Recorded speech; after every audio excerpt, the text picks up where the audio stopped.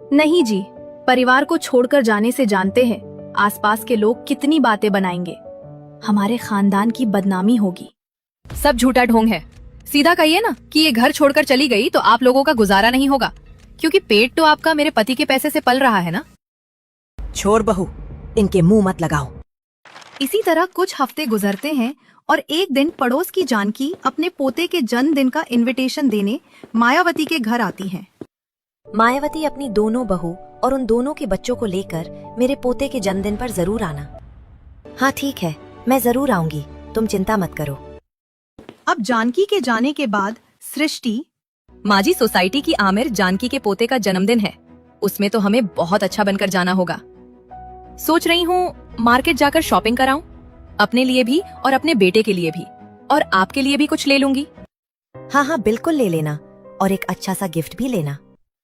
तभी वहाँ आती प्रियंका भी कहती है, माँ जी, जानकी जी के पोते के बर्थडे में जाने के लिए तो मेरे पास भी अच्छे कपड़े नहीं हैं और ना ही मेरे बेटे के पास है। अगर आप मुझे थोड़े पैसे दे देती तो मैं भी कुछ शॉपिंग कर लेती। जेठानी जी, तिजोरी की चाबी मेरे पास है, तो फैसला मैं करूंगी कि आप जैसी गरीब को पैसे देने हैं कि नहीं। छोटी बहू, शर्म नहीं आती अपनी जेठानी के साथ ऐसा बर्ताव करते हुए? पापा जी, आपको नहीं पता, पर गरीबों को इसी तरीके से ट्रीट किया जाता है। और जेठानी जी, मेरे पास इतने पैसे नहीं है कि मैं आपको दूं। अब सृष्टि इतराकर अपने बेटे का हाथ पकड़कर वहाँ से चली जाती है। वहीं मायावती भी अपनी छोटी बहू के फैसले से खुश होकर वहाँ से चली जाती हैं। वहीं जगदीश दुखी होकर अपने जेब से 200 रुपए 300 रुपए निकालकर अपनी बड़ी बहू के हाथ में देता है। बहू, मेरे पास तो इतने ही पैसे हैं, लो, अगर इसमें कुछ आ जाए तो खरीद लेना। अब जहां सृष्टि बड़े मॉल में जाकर पार्टी की शॉपिंग करती है, वहीं गरीब प्रियंका बाजार में आकर रोड साइड से सेकंड हैंड पुराने कपड़ों में से कपड़े छांट कर अपने लिए एक सिंपल सी साड़ी और अपने बेटे के लिए पेंट कमीज खरीदती है। अब शाम को पार्टी में जाने के लिए सृष्टि सुंदर डिजाइनर साड़ी पहनकर तैयार होती हैं। वहीं उसका बेटा भी स्टाइलिश पैंट शर्ट में होता है। मायावती ने भी महंगी साड़ी और गले में सोने के गहने पहने हुए होते हैं। वहीं सृष्टि की गरीब जेठानी प्रियंका सिंपल सादे से साड़ी में तैयार होती है। वहीं उसका बेटा भी साधारण सी पेंट कमीज में पार्टी के लिए तैयार होता है। अब पूरा परिवार पार्टी में आता है। मम्मी मम्मी, ये केक देखो, कितना स्वादिष्ट लग रहा है, और मानव के कपड़े भी कितने सुंदर लग रहे हैं। माँ, मैं जा रहा हूँ मानव के पास। संभाल के बेटा। अब जतिन भागकर मानव के पास आता है। वही मानव जतिन के पुराने मेले कपड़े देखकर, अरे तू मेरे बर्थडे पार्टी में कैसे पुराने गंदे कपड़े पहन कर आया है? तेरे पास कोई और अच्छे ढंग के कपड़े नहीं थे क्या? और तू गिफ्ट भी नहीं लाया। चला जा तू मेरी पार्टी से, वरना सब मुझ पर हंसेंगे। तभी वहाँ पर मानव की माँ आती है। ओह गॉड, ऐसे बच्चों को किसने पार्टी में इनवाइट किया है? कौन है ये लोग? तभी घबराते हुए प्रियंका वहाँ आती है। जी, ये मेरा बेटा है। तो मैं क्या करूँ? और किसने कहा था तुम्हें इस तरह से मेरे बेटे के बर्थडे पार्टी में आने के लिए? अरे तुम्हारे जैसे लोग तो इस पार्टी में आकर पार्टी की शोभा ही खराब कर रहे हैं। तभी आग में घी डालते हुए प्रियंका की अमीर देवरानी कहती है, सही कहा पार्वती जी, आपने इन लोगों की औकात भी कहा है ऐसी पार्टी में आने की। माँ जी देखिए, इन्होंने हमारी यहाँ भी बेइज्जती करवा दी। सच में अच्छा होता कि मैं इसको लाती ही नहीं यहाँ। अब गरीब प्रियंका ये सब सुनकर मायूस हो जाती है और नम आंखों से अपने बेटे का हाथ पकड़कर उस पार्टी से निकल जाती है। अब रात को जतिन अपने पिता से सब कुछ कहता है। इतना सब कुछ हो गया पार्टी में, और प्रियंका तुमने मुझे कुछ नहीं बताया। जी मैं आपको क्या बताती, आप तो जानते ही हैं कि घर वाले हम लोगों के कितना खिलाफ है। देवरानी जी का सिक्का चलता है इस घर में क्योंकि वो अमीर है। पता नहीं माँ को कब समझ में आएगा कि वो बस पैसों की शौकीन है, रिश्तों की नहीं। इसी तरह कुछ हफ्ते गुजरते हैं और अब प्रियंका की अमीर देवरानी के बेटे का जन्मदिन आता है। बड़ी बहू, पूरे घर को फूल और गुब्बारा से सजा दो, आखिर मेरे लाडले पोते का जन्मदिन है कल। हाँ, सजावट में कोई कमी नहीं होनी चाहिए। वैसे मैंने माँ जी ऋतिक के लिए एक मशहूर फैशन डिजाइनर से बर्थडे ड्रेस बनवाया है, शाम तक आ जाएगा वो। ये सुनकर गरीब प्रियंका कहती है, देवरानी जी, मेरे भतीजे का जन्मदिन है, सब लोग अच्छे कपड़े पहनेंगे, आप मेरे बेटे के लिए भी कुछ अच्छा मंगा दीजिए ना। तुम्हारा बेटा तैयार होकर क्या करेगा? और बर्थडे मेरे बेटे का है, तुम्हारे बेटे का नहीं। इसलिए तुम सपने सजाना छोड़कर घर सजाने पर ध्यान दो। अब गरीब प्रियंका चुपचाप घर को फूलों से गुब्बारों से सजाने लगती है। शाम को चाय बेचकर राजेश घर आता है। आप आ गए? अच्छा ये बताइए, कुछ कमाई हुई आपकी?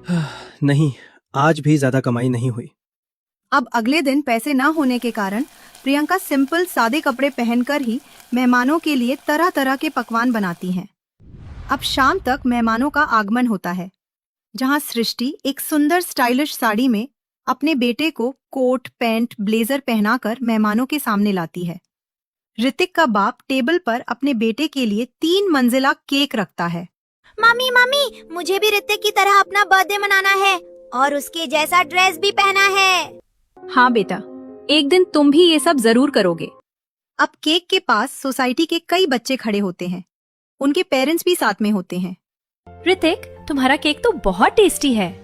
सच में, मुझे भी तुम्हारा केक बहुत टेस्टी लग रहा है। अब बच्चे केक को बेसब्री से देख रहे होते हैं। वही जतिन भी केक को निहार रहा होता है और फिर निहारते निहारते जतिन केक के पास आता है और उसे छूने की कोशिश करता है कि तभी मेज पर बिछा मेजपोश उसके हाथ से गलती से खींच जाता है और सारा केक ऋतिक के ऊपर ही गिर जाता है, जिससे उसकी बर्थडे ड्रेस खराब हो जाती है। मम्मी मम्मी, जतिन ने मेरा बर्थडे ड्रेस खराब कर दिया और इसने मेरा केक भी तोड़ दिया। अब ये सब देखकर सृष्टि गुस्से से तमतमाती हुई खींचकर जतिन के गाल पर एक चाटा लगाती है। मिल गई तुझे तसल्ली? सच बताओ, जानकर किया ना तुमने मेरे बेटे का बर्थडे ड्रेस खराब? तभी भागकर प्रियंका वहां आती है और अपने बेटे को सीने से लगाकर कहती है, नहीं देवरानी जी, मेरे बेटे ने ये सब जानबूझकर नहीं किया, ये सब गलती से हुआ है, आप उसे माफ कर दीजिए। नाटक करके मत दिखाओ जेठानी जी, मुझे पता है आप जलती हो मेरी खुशियों से, इसलिए आपने ये सब करवाया अपने बेटे के हाथ।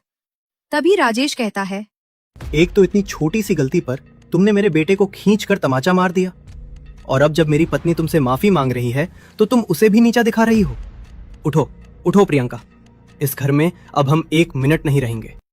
अब राजेश अपनी पत्नी और बच्चों को लेकर कमरे में आता है और सामान पैक करने लगता है। वही अजय दोबारा केक और महंगे ड्रेस अपने बेटे के लिए मांगता है और बड़े ही धूमधाम से अपने बेटे का बर्थडे सेलिब्रेट करता है। दूसरी तरफ दुख में डूबा प्रियंका का परिवार, पापा, मैंने वो सब जानकर नहीं किया था, मैं तो बस केक को देख रहा था। मैं जानता हूँ बेटा, पर ये अमीर लोग तेरी बात कभी नहीं समझेंगे। अब जैसे ही पार्टी खत्म होती है, प्रियंका अपने परिवार के साथ घर छोड़कर जाने लगती हैं। अच्छा हुआ जेठानी जी, आपने यहाँ से जाने का फैसला लिया।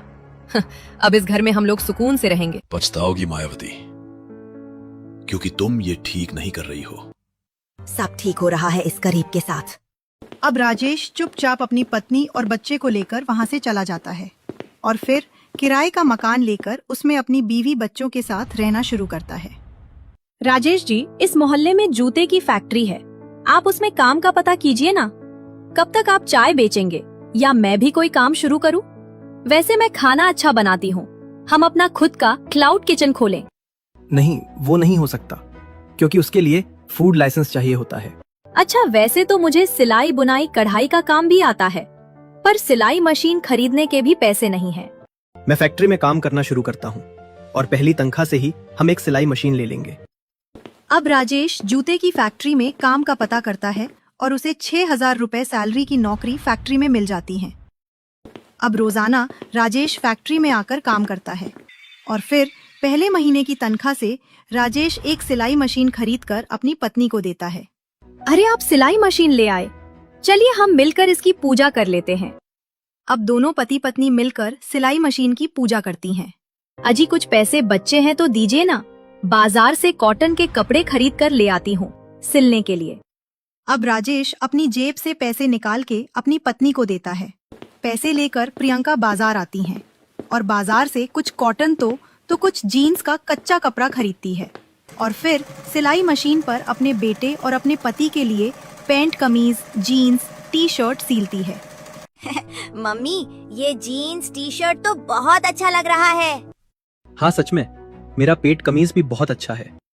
अब पड़ोस की औरतें जतिन को गार्डन में डांगरी, तो कभी आंगन में जीन्स पैंट शर्ट, तो कभी सड़क पर पजामा टी शर्ट में देखकर अरे ये जतिन कितने सुंदर सुंदर कपड़े पहनता है।